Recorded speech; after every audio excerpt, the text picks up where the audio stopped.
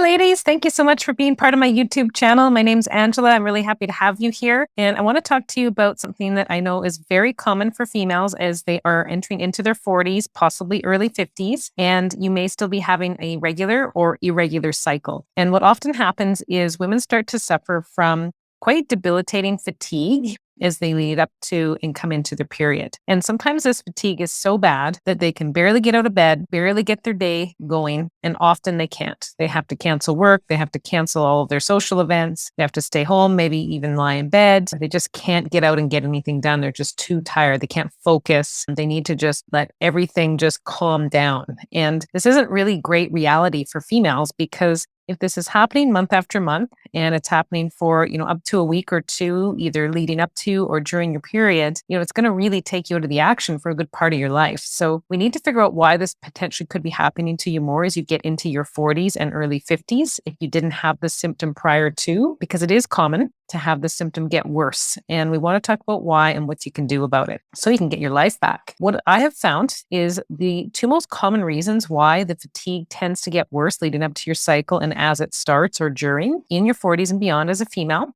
has to do a lot with the changing, fluctuating hormone levels. So what happens as we're approaching menopause, we haven't transitioned into it yet, is our female sex hormones, estrogen and progesterone, are both lowering quite a bit. But what does happen is progesterone lowers quicker than estrogen. And progesterone is a bit of a balancer for us as females. It helps to balance many different things, including mood. It also actually balances the timing of when we get our period so we don't get it too early. If you are getting a period every 18 to 21 days, it's quite likely that your progesterone levels could be out of balance relative to your estrogen. You should be closer to 28 to 30 days. So it's a clue for you. And often what does happen when we have this imbalance between estrogen and progesterone as we get closer to menopause is we will have increased fatigue leading up to our cycles. And so we need to figure out what we can do to buffer this because we can't change that natural hormone strategy of the hormones lowering as we get closer to menopause. This is just part of life as a female, and this is going to happen for every single female. But some females don't get as tired as others. So it can't just be about the lowering progesterone. There has to be something else going on. And one of the things that happens as that progesterone is lowering more quickly than estrogen is the imbalances can become even greater than they should be if we have too high of stress.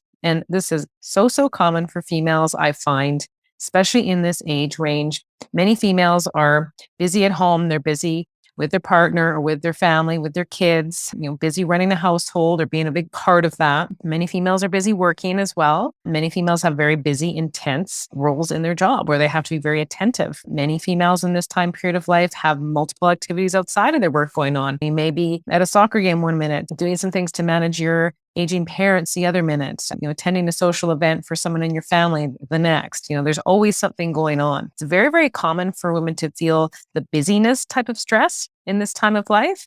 But on top of that, often there are emotional stressors as well. And we all have different emotional stressors. But when you combine all of this, the changing of the hormones, the lowering of the progesterone quicker than the estrogen, the stress, both in the home, outside the home, all around you, being busy all the time. This definitely can equate to more hormonal imbalance because what will happen is our body tries to keep up to this busyness that we ask it to do. It will ask us to produce more cortisol to actually just keep up and buffer the stress so we can continue on with our busy lifestyle. But what happens when we do that is eventually our body actually runs out of steam, it runs out of gas, and we can't continue to produce this cortisol at the rate and the demand that we're asking for.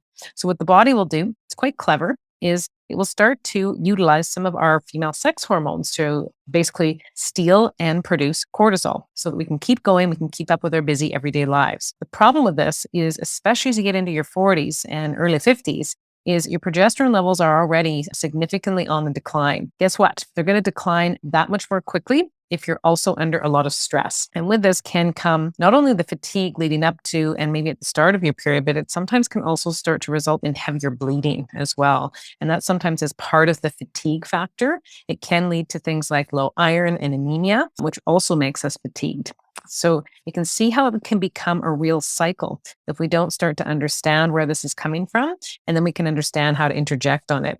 Now, I know it's not easy to pull the plug on your busy everyday life, and I know sometimes you can't, but we need to come up with some strategies to help your body buffer and manage this stress so that you don't have all of that continuous cortisol production to the point that it's actually stealing and draining some of your female sex hormones that are already on the decline, causing you more symptoms around fatigue. So, what is the solution? So, I will let you know as we talk about some of the other potential reasons why you could be fatigued as you get into the back part of your cycle, the last 2 weeks leading up to your period, or right as the cycle starts. And I'm not just talking about a bit of fatigue like you can carry on with your everyday life. I'm talking about debilitating fatigue, like you can't get out of bed and get anything done. You've got to cancel your schedule, you've got to stay home, and you've got to just rest. I know I do work with women that tell me that this is happening so often that they've had to actually go off work. And so this has obviously massive impacts on your life if this is the case. The other thing that happens is as we get into our 40s and closer to our 50s, what happens as those female sex hormones start to lower more quickly, estrogen and progesterone, as estrogen in particular lowers more, it actually makes us less sensitive to insulin. So insulin starts to rise. And insulin is something that helps us manage our blood sugar balance. So often what will also create some of this fatigue is more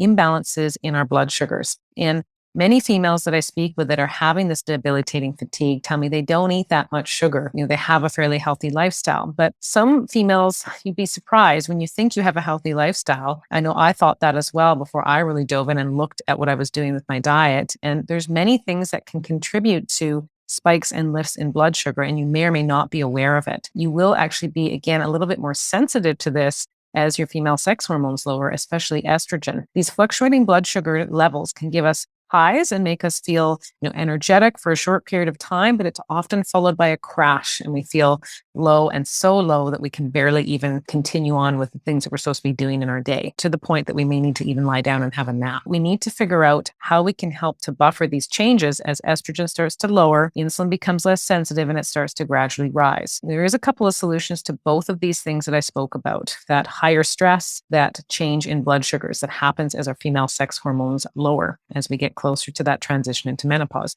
You shouldn't have to be this tired. It's not normal to feel so fatigued that you can't get your everyday life done just because you're at a certain point in your cycle. Even if you're getting close to that transition into menopause, there is something you can do. What I've noticed in my practice with women that I work with all the time, they do want some typically more of a quick fix solution. They want to take a supplement or a medication or something that can just get them to carry on with the way they are so they can still focus and function. But the reality is this typically doesn't work. And it's just not the way the body is wired. We do have to start peeling back the layers and understanding the root cause of these symptoms of fatigue. The primary strategies that work for this are lifestyle-related strategies. A couple of them that will help us to buffer some of our stress and our elevated cortisol, as well as keep our blood sugars more balanced, is exercise. And I don't mean exercising like crazy with the goal of trying to, lose weight, because I know this is often a goal for females in this time period of life as well. I'm talking about exercising to regulate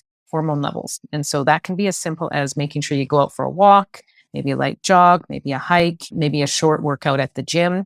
So it doesn't have to be long, 15, 20 minutes, once or twice a day, and it's going to have a massive positive impact on both of these issues. And it can actually help to improve your fatigue. And I know some women tell me, I'm so exhausted, there is no way I could get out the door to do that when I feel this way. So I do suggest that ideally you start trying this in the more optimal time of your cycle. And so for many people that have debilitating fatigue in the back half of their cycle, those last 2 weeks leading up to when you get your period, and maybe even a few days into it, typically most women, if it is hormonally driven on some level, will start to feel a little bit more energetic as they get into that front half of the cycle, especially as the bleeding starts to wind down. So this is a good time to start interjecting on this with the exercise piece. And then if you need to drop off on it a little bit, as you notice you're getting into that back half of the cycle, that's okay. But this is a good starting point for you. And then likewise, this is something that can really help you to regulate your blood sugars. And you can be specific around it too. So after you eat a meal, if you can do your walk after that, it will help to regulate and stabilize your blood sugars. And so this has a huge positive impact on your fatigue. The other thing